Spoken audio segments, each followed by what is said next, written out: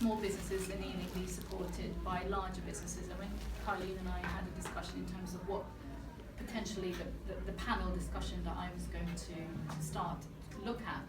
It's in the absence, we were lucky, because as you know, historically, the local authority is not in the business of business support. We just don't. Some boroughs are really good at earmarking some funding. We haven't been.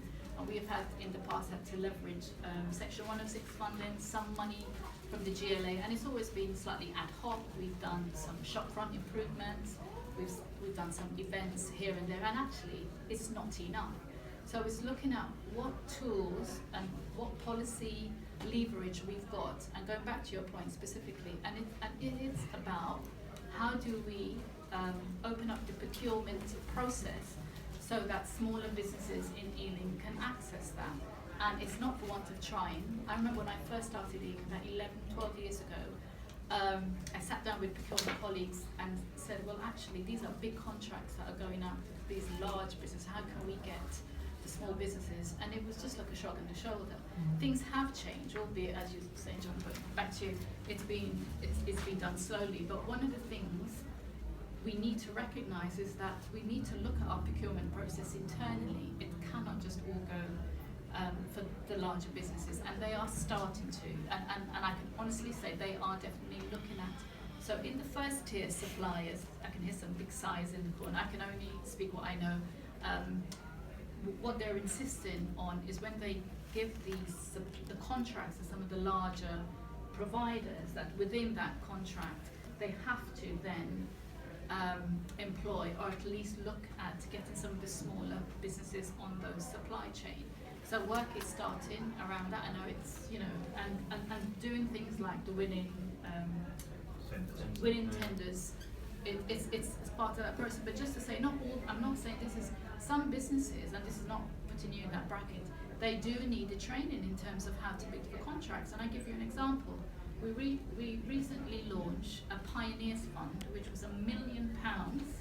We had up to 250,000 per business, and we looked at the aviation sector, the creative sector, and the green economy, and we worked with West London Business to administer that. And this is feedback from a local food business. Many of you may know Jane Milton, she's a food specialist. She was hired, so we weren't even part of the selection process. We were using expert in those fields. And she said, Carol, I cannot believe the quality. These are people, businesses bidding for investments up to 250,000, and their application was so poor. You know, and this is an opportunity. Free cash. Here's cash to help with your investment. So what we're looking at now is actually we need to run a program for those businesses to get their act together. They can probably do it by writing. She said, I cannot believe the lack of information on a form, and that goes back to, again, how do you win tenders? It's not necessarily a tender, it's a grant application, but it was so poor, and of that we selected 12. But she said she was scraping the barrel because, you know, she was like, oh my God, this is really shocking. So we're moving back to, so that's what's going on in terms of, and one of the things we want to look at, we're not always going to have funding. As I said, we're trying to leverage where we can Section 106 funding grants to support local businesses.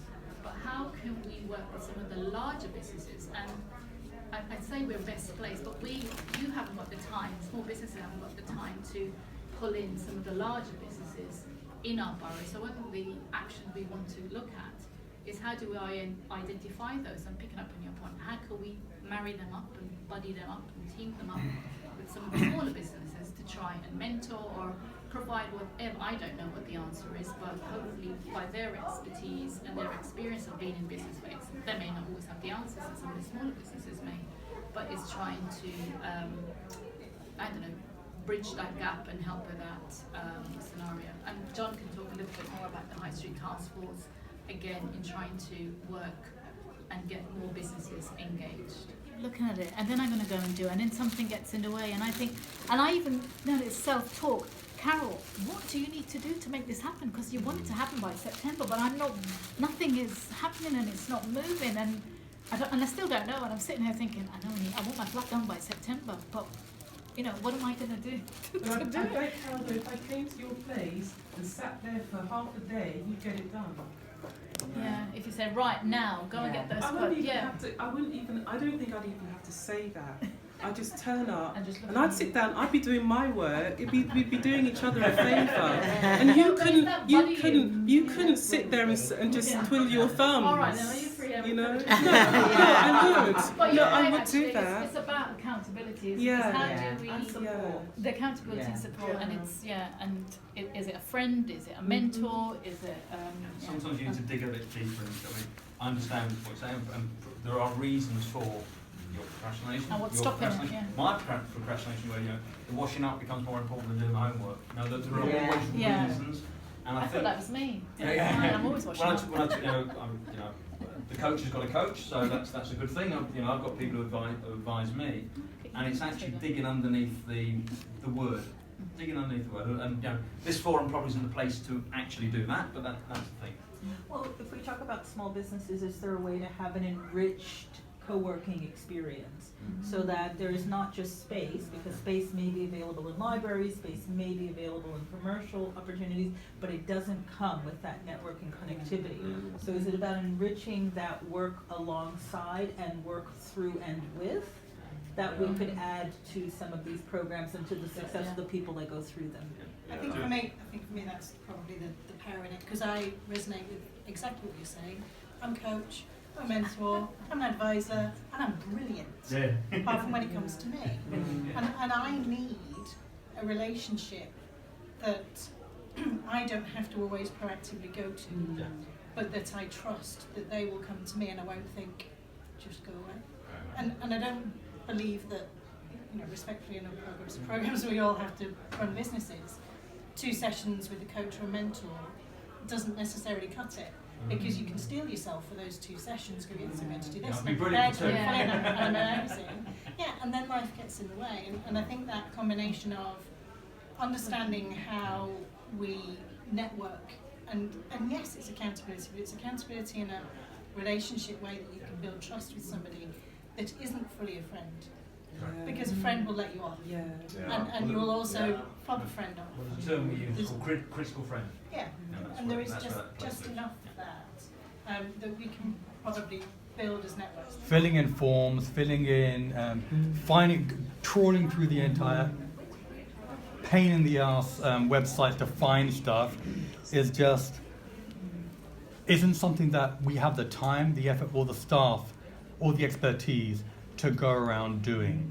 So it's a case of, we need the council, make your stuff navigable, make it easier to find. You should have a list of saying that these are the companies working in the borough, these are IT companies, these are specializing in this area, these people do cybersecurity or privacy, these people do whatever it is, that you know who they are, and then say that, hey, 10 companies over here, we've got this thing to provide this service, can you do it, what would it take? And knowing that most of us, I get all of my business, 90% of it's always come word of mouth, face to face, meeting people, and then selling myself. Or either that, or somebody else has just heard about me and hired me. Great, that's the easiest way for me. But this is not my business to go and fill out a standardized form that's been basically boilerplated to try and please or try and displease 90% of us, because 90% of us. But it was there, it was promoted widely several times. It's aviation grants, so so you had to fall into that category because this is central government money. It was in response to COVID, identifying the sectors that were predominantly hit. So we looked at the aviation sector, the creative sector, and the food sector. So